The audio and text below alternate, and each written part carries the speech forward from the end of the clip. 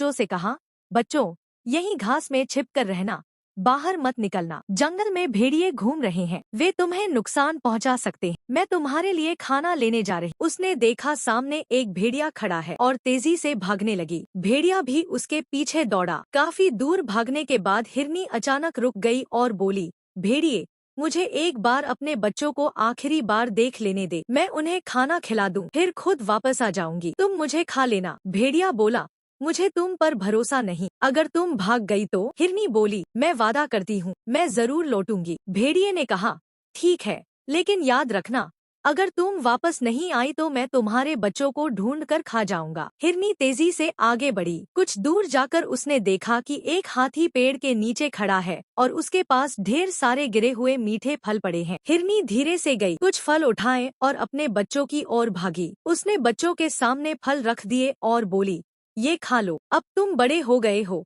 आगे से खुद संभलना सीखो। बच्चे रोते हुए बोले, माँ, आप हमें छोड़कर कहाँ जा रही हो? उसने कहा, मैं अपना वादा निभाने जा रही हूँ। यह सब पास खड़ा हाथी सुन रहा था। अब तुम मुझे खा सकते हो। भेड़िया हैरान होकर बोला, तुम सच में लौट आई? मैंने सोचा था तुम भाग जाओगी। जैसे ही भेड़िया आगे बढ़ा, अचानक हाथी वहाँ आ गया और जोर से चिंघाड़ा, रुक जाओ। भेड़िया कांपने लगा और बोला, मुझे माफ कर दो, मुझसे गलती हो गई। भेड़िया शर्मिंदा होकर वहाँ से भाग गया। हाथी ने हिरनी से कहा, अब तुम निडर होकर अपने बच्चों के पास जाओ, जब तक मैं इस जंगल में हूँ कोई तुम्हें नुकसान नहीं पहुँचाएगा। हिरनी खुशी खुशी अपने